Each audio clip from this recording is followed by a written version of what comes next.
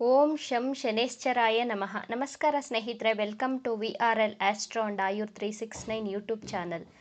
ಮಕರ ರಾಶಿಯವರಿಗೆ ಶನಿಯ ಪ್ರಕೋಪ ಯಾವಾಗ ಅಂತ್ಯವಾಗಲಿದೆ?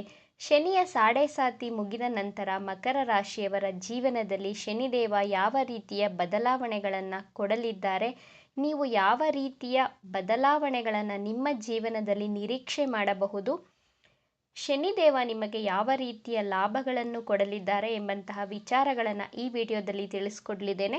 7 ವರ್ಷದ ಶನಿಯ ಸಾಡೆಸಾತಿಯನ್ನು ಬಹಳ ಕಷ್ಟಪಟ್ಟು ಮುಗಿಸಿದ್ದೀರಾ. ಜೀವನದಲ್ಲಿ ಬಹಳಷ್ಟು ಪಾಠಗಳನ್ನು, ಅನುಭವದ ಪಾಠಗಳನ್ನು ಕಲಿತಿದ್ದೀರಾ. ಶನಿದೇವನ ಸಾಡೆಸಾತಿ ಬರುವುದು ನಮ್ಮನ್ನು ಹೊಸ ಮನುಷ್ಯನಾಗಿ ಪರಿವರ್ತನೆ ಮಾಡುವ ಉದ್ದೇಶದಿಂದ.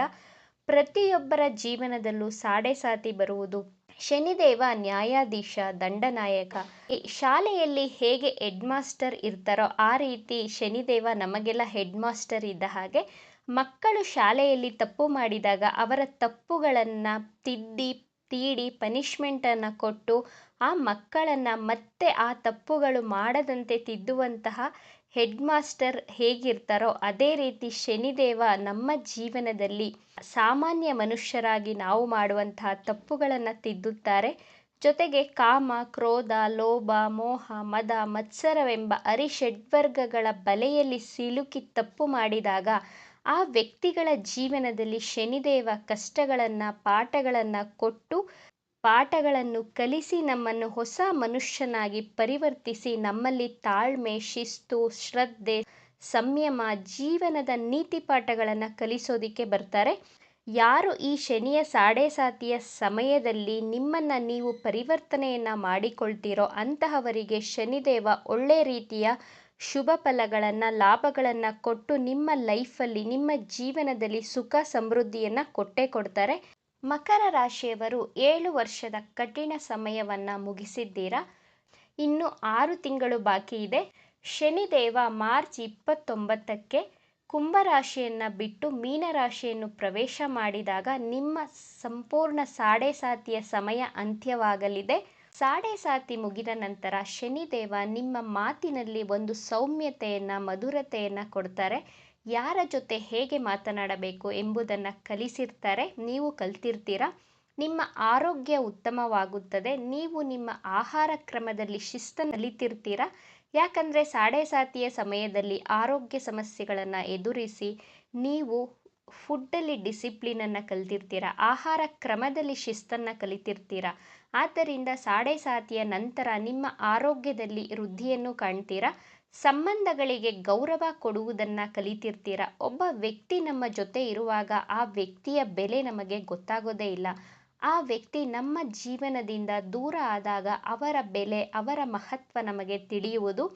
ಸಾಡೆಸಾತಿಯಲ್ಲಿ ನಿಮ್ಮ ಸಂಬಂಧಗಳಾದಂತಹ ತಾಯಿ, ತಂದೆ, ಅಕ್ಕ, ತಮ್ಮ, ಅಣ್ಣ, ತಂಗಿ, ಸ್ನೇಹಿತರು, ಗಂಡ, ಹೆಂಡತಿ ದೂರ ಆಗಿದ್ದರೂ ಸಾಡೆಸಾತಿಯ ನಂತರ ನಿಮ್ಮ ಸಂಬಂಧಗಳು ಮತ್ತೆ ನಿಮ್ಮನ್ನು ಹುಡುಕಿ ಬರುವಂತಹ ಕಾಲ ಬಂದೇ ಬರುತ್ತದೆ. ನಿಮ್ಮ ಕುಟುಂಬದಲ್ಲಿ ಒಳ್ಳೆ ಬಾಂಧವ್ಯವನ್ನು, ಸಾಮರಸ್ಯವನ್ನು ಖಂಡಿತವಾಗಿಯೂ ಕಾಣ್ತೀರಾ. ಗಂಡ ಹೆಂಡತಿಯ ಸಂಬಂಧಗಳು ಸರಿ ಹೋಗುತ್ತವೆ. ಕೋರ್ಟ್ಗಳಲ್ಲಿ ಕೇಸ್ ನಡೆಯುತ್ತಿದ್ದರೆ ನ್ಯಾಯ ನಿಮ್ಮ ಕಡೆಗೆ ಆಗುವಂತಹ ಸಾಧ್ಯತೆಗಳು ಹೆಚ್ಚಾಗಿವೆ. ಆದರೆ ನೀವು ಧರ್ಮ ಮತ್ತು ನ್ಯಾಯದ ಮಾರ್ಗದಲ್ಲಿ ಇದ್ದರೆ ಮಾತ್ರ ಶನಿದೇವ ನಿಮ್ಮ ಕಡೆ ತೀರ್ಪನ್ನು ಖಂಡಿತವಾಗಿಯೂ ಕೊಡಿಸುತ್ತಾರೆ. ಸಾಡೆಸಾತಿ ಮುಗಿದ ನಂತರ ನಿಮಗೆ ಹೆಚ್ಚಿನ ಧನಲಾಭವಾಗಲಿದೆ. ಯಾರೆಲ್ಲ ಮೈನಿಂಗ್ ಕೆಲಸ, ಕನ್ಸ್ಟ್ರಕ್ಷನ್ ಫೀಲ್ಡ್ ಹಾಗೂ ಗ್ರಾನೈಟ್ ರಿಲೇಟೆಡ್ ಬಿಸ್ನೆಸ್ ಮಾಡುವವರಿಗೆ, ಶೇರ್ ಮಾರ್ಕೆಟ್, ಎಲೆಕ್ಟ್ರಾನಿಕ್ ಸಂಬಂಧಿಸಿದಂತಹ ಬಿಸ್ನೆಸ್ ಮಾಡುವವರಿಗೆ, ಹೋಟೆಲ್ ಬಿಸ್ನೆಸ್ ಮಾಡುವವರಿಗೆ ಇಷ್ಟು ವರ್ಷಗಳು ಕಡಿಮೆ ಲಾಭವನ್ನು ಕಾಣ್ತಾ ಇದ್ರ. ಆದರೆ ಸಾಡೆಸಾತಿಯ ನಂತರ ನಿಮ್ಮ ಬಿಸ್ನೆಸ್ಸಲ್ಲಿ ಶನಿದೇವ ಖಂಡಿತವಾಗಿಯೂ ಹೆಚ್ಚಿನ ಧನಲಾಭವನ್ನು ಕೊಡಲಿದ್ದಾರೆ. ನಿಮ್ಮ ಒಡೆದ ಸಂಬಂಧಗಳಲ್ಲಿ ಸುಧಾರಣೆಯನ್ನು ಕಾಣ್ತೀರಾ. ನಿಮ್ಮ ಬಳಿ ಹಣವಿದ್ದರೆ ಎಲ್ಲರೂ ಆಟೋಮೆಟಿಕ್ ಆಗಿ ನಿಮ್ಮನ್ನು ಹುಡುಕಿಕೊಂಡು ಬಂದೇ ಬರ್ತಾರೆ. ವ್ಯವಸಾಯ ಮಾಡುವವರಿಗೆ, ರೈತರಿಗೆ, ಮಾಡೆಲಿಂಗ್ ಫೀಲ್ಡ್ನಲ್ಲಿ ಇರುವವರಿಗೆ, ಡಾಕ್ಟರ್, ಸರ್ಜನ್ಗಳಿಗೆ, ಕೆಮಿಕಲ್ ಫೀಲ್ಡಲ್ಲಿ ಇರುವವರು, ಲಾ ಮತ್ತು ಕಾನೂನಿನ ವ್ಯವಸ್ಥೆಯ ಅಡಿಯಲ್ಲಿ ಕೆಲಸ ಮಾಡುವವರಿಗೆ ಶನಿದೇವ ಹೆಚ್ಚಿನ ಧನಲಾಭವನ್ನು ಕೊಡಲಿದ್ದಾರೆ. 7 ವರ್ಷದ ಹಿಂದಿನ ಜೀವನವನ್ನು, ಅದಕ್ಕಿಂತ ಉತ್ಕೃಷ್ಟವಾದಂತಹ ಜೀವನವನ್ನು ನಿಮಗೆ ಮರಳಿಸಿ ಕೊಡಲಿದ್ದಾರೆ. ಸಾಕ್ಷಾತ್ ಶನಿದೇವರು ಶನಿಯ ಸಾಡೆ ಸಾತಿಯ ಪ್ರಕೋಪವು ಮಕರ ರಾಶಿಯವರ ಮೇಲೆ ಅಂತ್ಯಗೊಳ್ಳುವಂತಹ ಸಮಯ ಬಹಳ ಹತ್ತಿರದಲ್ಲಿಯೇ ಇದೆ. ಅಕ್ಟೋಬರ್, ನವೆಂಬರ್, ಡಿಸೆಂಬರ್, ಜನವರಿ, ಫೆಬ್ರವರಿ, ಮಾರ್ಚ್ ಈ 6 ತಿಂಗಳು ಹೇಗೆ ಕಳೆದು ಹೋಗುತ್ತದೆ ಅಂತಲೇ ಗೊತ್ತಾಗೋದಿಲ್ಲ ನಿಮಗೆ. ಅಕ್ಟೋಬರ್ 1ರಂದು ಶನಿದೇವ ರಾಹುವಿನ ನಕ್ಷತ್ರವನ್ನು ಪ್ರವೇಶ ಮಾಡಿದ್ದಾರೆ. ಈ ತಿಂಗಳಿನಿಂದಲೇ ನಿಮ್ಮ ಜೀವನದಲ್ಲಿ ಪಾಸಿಟಿವ್ ಬದಲಾವಣೆಗಳನ್ನು ಕೊಡಲಿದ್ದಾರೆ. ಚಿಂತೆ ಮಾಡಬೇಡಿ, ಧೈರ್ಯವಾಗಿರಿ. ಶನಿದೇವ ಅಗ್ನಿ ಪರೀಕ್ಷೆಯ ಅಂತಿಮ 6 ತಿಂಗಳನ್ನು ಮಾತ್ರ ನೀವು ಎದುರಿಸಬೇಕಾಗಿದೆ. ಅಷ್ಟೊಂದು ಕಷ್ಟ ಕೊಡೋದಿಲ್ಲ. ಈ 6 ತಿಂಗಳು ನಿಮಗೆ ಒಳ್ಳೆಯ ರಿಸಲ್ಟನ್ನು ಕೊಡ್ತಾರೆ. ನ್ಯಾಯಾಧೀಶನಾದಂತಹ ಶನಿದೇವ ನಿಮ್ಮ ರಾಶಿಯನ್ನು ಬಿಟ್ಟು ಹೋಗುವಾಗ ನಿಮಗೆ ಒಳ್ಳೆಯದನ್ನು ಮಾಡಿಯೇ ಹೋಗ್ತಾರೆ. ಯಾರೆಲ್ಲ ಉದ್ಯೋಗಕ್ಕಾಗಿ ಹುಡುಕಾಟವನ್ನು ಮಾಡ್ತಾ ಇದ್ರೋ ಅವರಿಗೆಲ್ಲ ಉದ್ಯೋಗ ಲಾಭವಾಗಲಿದೆ. ಇನ್ನು ಮುಂದೆ ಮಕರ ರಾಶಿಯವರು ನನಗೆ ಕಷ್ಟ, ನನಗೆ ಆರೋಗ್ಯ ಸಮಸ್ಯೆ, ಸಂಬಂಧಗಳಲ್ಲಿ ಸಾಮರಸ್ಯ ಇಲ್ಲ, ಉದ್ಯೋಗ ಇಲ್ಲ ಎನ್ನುವಂತಹ ನೆಗೆಟಿವ್ ಆಲೋಚನೆಗಳನ್ನು ಬಿಟ್ಟು ಪಾಸಿಟಿವ್ ಆಗಿ ಯೋಚನೆಯನ್ನು ಮಾಡಿ, ನನ್ನ ವೃತ್ತಿಯಲ್ಲಿ, ನನ್ನ ಬಿಸ್ನೆಸ್ಸಲ್ಲಿ ಹೆಚ್ಚು ಧನಲಾಭವಾಗಲಿದೆ, ನಾನು ಬಹಳ ಆರೋಗ್ಯವಾಗಿದ್ದೇನೆ ಎಂದು ನೀವು ತುಂಬ ಪಾಸಿಟಿವ್ ಆಗಿ ಯೋಚನೆಯನ್ನು ಮಾಡಿ ಮತ್ತು ವಿಶ್ವಕ್ಕೆ ಕೃತಜ್ಞತೆಯನ್ನು ಹೇಳಿ.